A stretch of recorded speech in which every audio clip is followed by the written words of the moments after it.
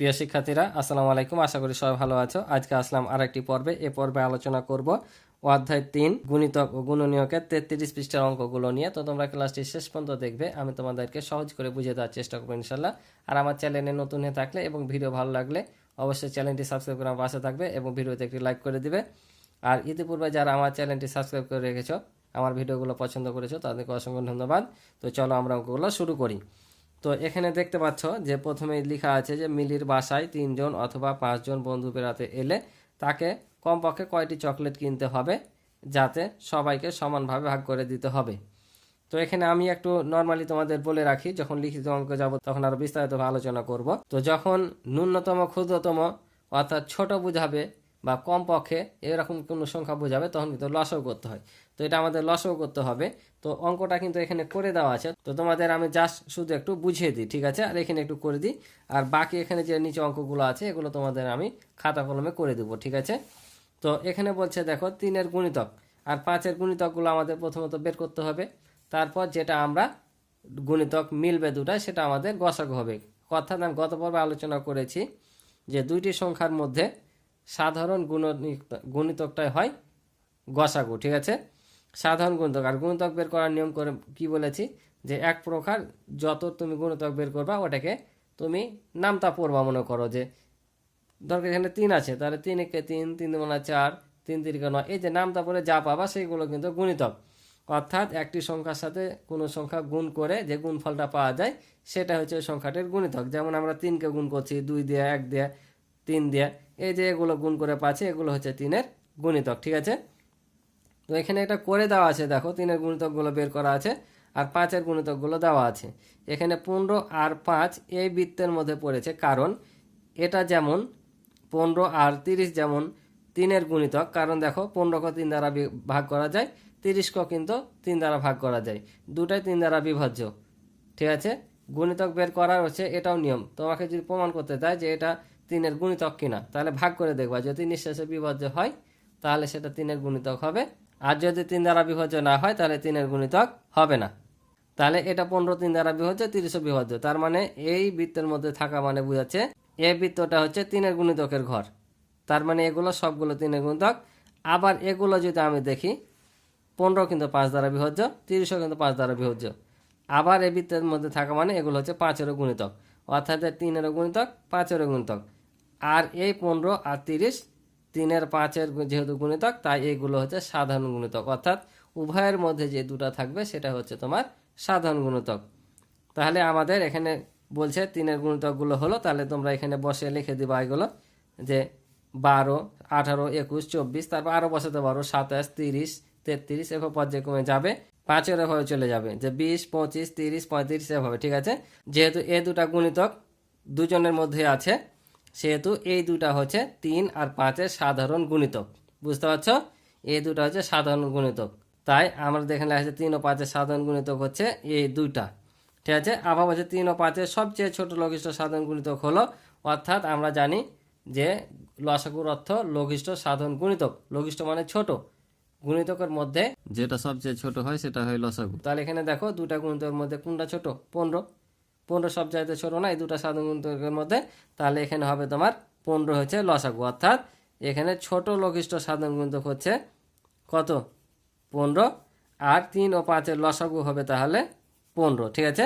৩ ও ৫-এর সবচেয়ে ছোট লঘিষ্ঠ সাধারণ গুণিতক কোনটা? এটা। আবার ৩, 5-এর লসাগু ছোট লঘিষ্ঠ সাধারণ গুণিতকটাই হয়, অর্থাৎ সবচেয়ে ছোট গুণিতকটাই লসাগু হয়, তাই আমাদের এখানে ১৫ হবে লসাগু। অর্থাৎ মিলি কমপক্ষে কয়টি চকলেট কিনতে হবে? যদি ১৫টি চকলেট কিনে তাহলে ৩ জন অথবা ৫ জন বন্ধুকে সমানভাবে দিতে পারবে। কারণ দেখো আমরা যদি ৩ দিয়ে এটাকে ভাগ করি তাহলে কত হবে? ৫, আর ৫ দিয়ে ভাগ করলে ৩, তাহলে ৩ বা ৫টা বন্ধুকে দিতে পারছে। তো এটাই হচ্ছে এখানকার উত্তর, ঠিক আছে? এখানে তোমাদের ওটাই বলেছে ২ বা ততোধিক সংখ্যার সাধারণ গুণিতকগুলোর মধ্যে সবচেয়ে ছোট লঘিষ্ঠ সংখ্যাকে লঘিষ্ঠ সাধারণ গুণিতক বা লসাগু বলে। এটা তোমরা মনে রাখবা, লসাগুর পূর্ণরূপ লঘিষ্ঠ সাধারণ গুণিতক। বুঝতে পারছো? তাহলে ২ বা ততোধিক যতগুলো থাক না কেন তার মধ্যে সবচেয়ে ছোটটা হবে লঘিষ্ঠ সাধারণ গুণিতক, অর্থাৎ গসাগু। তো এবার আমরা এই অঙ্কটায় আসি, চলো দেখি। বলছে ৩ ও ৪-এর 10টি করে গুণিতক লিখি। এখানে ৩ আর ৪-এর 10টি করে গুণিতক নির্ণয় করতে বলছে। গুণিতক নির্ণয় করার পর আবার বলছে 3 ও 4 এর 3টি সাধারণ গুণিতক নির্ণয় করি। এখানে 10টি করে গুণিতক নির্ণয় করতে বলে আমার বলছে 3 4 এর 3টি সাধারণ গুণিতক, অর্থাৎ যেটা এটা মিলবে। তারপর বলছে লসাগু নির্ণয় করি, তারপর লসাগু করতে হবে। ঠিক আছে, তো চলো এখন তোমাদেরকে ধাপে ধাপে অঙ্কগুলো আমি খাতায় করে দিই। তাহলে দেখো এখন আমরা এখানে 3-এর গুণিতক লিখবো, 4-এর গুণিতক লিখবো। তাহলে আমরা কি গুণিতক বলতে বলেছি, নামটা যদি তোমরা শুরু করে দাও, অর্থাৎ যত থাকবে তত করে যদি তোমরা যোগ করতে করতে বসিয়ে দাও, তাহলে তোমাদের কিন্তু গুণিতক বের হয়ে যাবে। যেমন দেখো 3 1 3, 3 2 6, 3 3 9, 3 4 12, 3 5 15, 3 6 18, 21। নামটাও যদি না পড়ো, মনে করো যোগ করবো, তা হবে 21-এর সাথে 3 যোগ করলে 24, যোগ করলে 27, আর 3 10 হয় 30। ঠিক আছে, এটা এরকম 4 8 12, আর 4 16, 4 20, আর 4 24, 4 28, 4 32, আর 4 36। আবার নামটা যদি বলো তাও 4 10 40। এই যে 10টি করে গুণিতক বের করে দিলাম। তাহলে আমাদের বলেছে এখন কি দেখো, এখানে বলেছে যে 3 ও 4 এর 3টি সাধারণ গুণিতক নির্ণয় করো। এখন 3টি সাধারণ গুণিতক নির্ণয় করতে হবে। ঠিক আছে, তো আমরা এখানে পেয়েছি, তোমরা দেখো 10টি সাধারণ গুণিতক, এখানে কিন্তু 3টি সাধারণ গুণিতক পাবো না। তাহলে আমাদের আরও গুণিতক বের করতে হবে। তো চলো আমরা করি। তাহলে দেখো আমরা 3-এর 10টি ছাড়া আরও গুণিতক বের করলাম। কেন? আমাদের 3টি সাধারণ গুণিতক নির্ণয় করতে বলেছে। তো আমরা তো এখানে 3টি সাধারণ গুণিতক পাচ্ছি না, ওই জন্য আমরা কি করব, এখন এখানে আরও গুণিতক বের করলাম, এখানে ডট ডট দিলাম, মানে গুণিতকের শেষ নাই, অসীম। ঠিক আছে, তাহলে এখন দেখো যেগুলো আমরা মিলবে সেগুলোকে গোল বৃত্ত দ্বারা ভরট করে দেবো।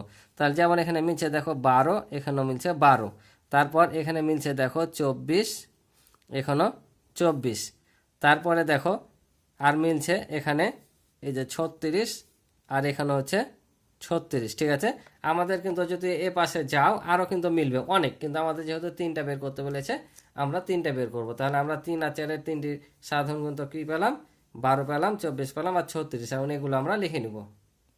তাহলে দেখো আমরা লিখে নিলাম যে 3 ও 4-এর 3টি সাধারণ গুণিতক 12, 24, 36। ঠিক আছে, এটা আমাদের উত্তর চেয়েছিল। এই 3টে আমাদের সাধারণ গুণিতক বের করলাম। এখানে ডট ডট দিবা, যেহেতু আরও থাকতে পারে, বের করতে হলে বের করতে পারবো। তারপর হচ্ছে 3 ও 4-এর লসাগু নির্ণয় করো। তাহলে আমরা এখানে কি লিখব, যেহেতু লঘিষ্ঠ সাধারণ গুণিতকের মধ্যে সবচাইতে ছোটটা কি হয়, লসাগু হয়। তাহলে এখানে সবচাইতে ছোট লঘিষ্ঠ সাধারণ গুণিতক কত, এইটা। তাহলে আমাদের লসাগু হবে এইটা, অর্থাৎ 12। তাহলে দেখো এখানে লিখলাম যে ক হতে পাই 3 ও 4-এর সাধারণ গুণিতক হচ্ছে 12, 24, 36। তাহলে এখানে সবচেয়ে ছোট সাধারণ গুণিতক কত, 12। তাহলে 3 ও 4-এর লসাগু হবে কত, 12। এটা হবে উত্তর। আশা করি বুঝছো। এবার 4 নম্বরে দেখো বলছে লসাগু নির্ণয় করো। এবার সরাসরি আমাদের লসাগু নির্ণয় করতে বলেছে। তো এগুলোর আমরা এখন লসাগু করব। তো কিভাবে লসাগু বের করা, কিন্তু আরও নিয়ম আছে। হ্যাঁ, সংক্ষিপ্ত পদ্ধতি আছে, মৌলিক গুণনীয়ক আছে, অনেকগুলো পদ্ধতি আছে। যেহেতু এখানে তোমাদের গুণিতকের সাহায্যে বলেছে, তো এখানে আমি তোমাদেরকে গুণিতকের সাহায্যেই করে দেবো। ঠিক আছে, পরে যখন আমরা অনুশীলনীতে যাব তখন আমরা যেটা সহজ বা সংক্ষিপ্ত পদ্ধতি সেটাই করব। ঠিক আছে, এখানে যেহেতু গুণিতকের মাধ্যমে বলছে সেহেতু তোমাদের গুণিতকের মাধ্যমে করাচ্ছি। তো চলো আমি পর্যায়ক্রমে করে দিই। তাহলে এখানে আমরা এখন 8 আর 12-র গুণিতক বের করব। তো এখানে আমরা 2টা থেকে 3টা সাধারণ গুণিতক বের করলে আমাদের যথেষ্ট, বেশি করা লাগবে না। ঠিক আছে, বা 2টা করলে হবে। যদি দেখো না মিলছে, যত দূরে যা মিলবে তত দূরে নিতে হবে। তো 8-এর যদি আমরা লিখি তাহলে একটা 8 পাবো। 8 দুগুণা কত হবে, 16, 3 8 24, 4 8 32, 5 8 40, 6 8 48, 7 8 56, আর 8 8 64। 64 পর্যন্ত রেখে যদি মিলে যায় তাহলে আর লিখবো না, না মিলে তখন আরও নিব। তাহলে দেখো 12, 12 দুগুণা 24, 3 12 36, 4 12 48, 5 12 60, 60, 6 12 72, 7 12 84। তাহলে দেখো এগুলো ডট ডট দিয়ে দিলাম, আর নিব না, আমরা পেয়ে যাব। কারণ এখানে দেখো এখানে 24 পাচ্ছি, আবার কত পাচ্ছি, যে 48 পাচ্ছি। ঠিক আছে না, এভাবে আমরা যত যাব তত কিন্তু আরও পাবো। তো যেহেতু আমরা 2টা পেয়ে গেছি, আমরা আর বের করবো না। তাহলে আমরা লিখে নেব অতএব 8 ও 12 এর লসাগু। ঠিক আছে, এটা আমরা সরাসরি লিখে দেবো, আর কিছু লেখার দরকার নাই। এভাবে তোমরা লিখবা। তাহলে সবচাইতে ছোট সাধারণ গুণিতক কোনটা? 24। তাহলে আমাদের এখানে লসাগু হবে 24। এটা হচ্ছে উত্তর। এভাবে সবগুলো করা লাগবে, বুঝতে পারছো? তো চলো পরেরগুলো করে দিই। তাহলে দেখো 9-এর গুণিতকগুলো এখন লিখবো। তাহলে 9-এর গুণিতক কত? 9, 9 দুগুণে 18, 3 নাম 27, 4 নাম 36, 5 নাম 45, 6 নাম 54, 7 নাম 63, 8 নাম 72 আর 9 9 81।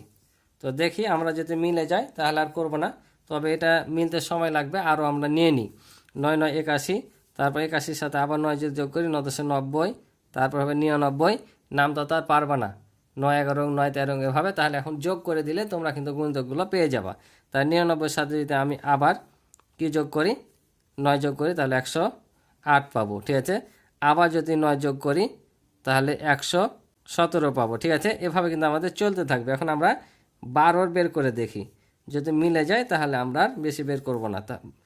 তাহলে এখানে হবে 12, 12 দুগুণে 24, 36, 48, তারপর 5 12 60, 6 12 72, 7 12 84, 8 12 96, 8 12 96, তারপর 9 12 হয় 108, 10 12 120, ঠিক আছে। এখন আশা করি আমরা পেয়ে যাব। তাহলে কি কি মিলছে এখন আমরা দেখে নিই। তাহলে এখানে দেখো একটা 36 পাচ্ছি, তারপর এই যে 72 পাচ্ছি, আর এখানে 108 পাচ্ছি। তাহলে আমাদের আর দরকার নাই, এখানে ডট ডট দিয়ে দিলাম, ঠিক আছে। তাহলে এখন 12 আর 9-এর লসাগু কত পেলাম? তাহলে সবচাইতে ছোটোটা এগুলোর মধ্যে সবচাইতে ছোট কত? 36, 72, 108-এর মধ্যে 36। তাহলে আমরা লিখে নেব অতএব 9 ও 12 এর লসাগু। তাহলে কত পেলাম? 36। এটা হবে আমাদের উত্তর। আশা করি বুঝছো। তাহলে 3 নাম্বার দেখো 12 14 দেওয়া আছে।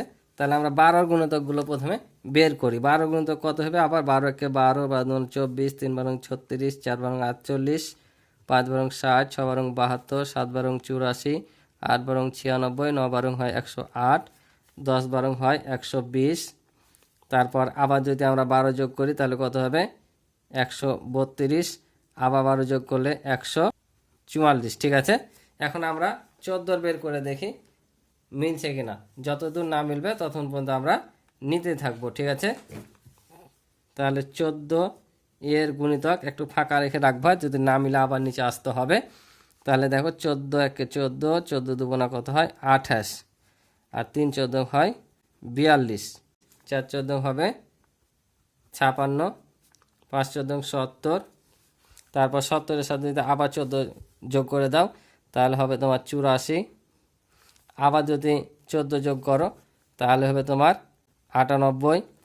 আবার 14 যদি যোগ করো তাহলে হবে তোমার 112, ঠিক আছে। আবার যদি 14 যোগ করো তাহলে হবে তোমার 126।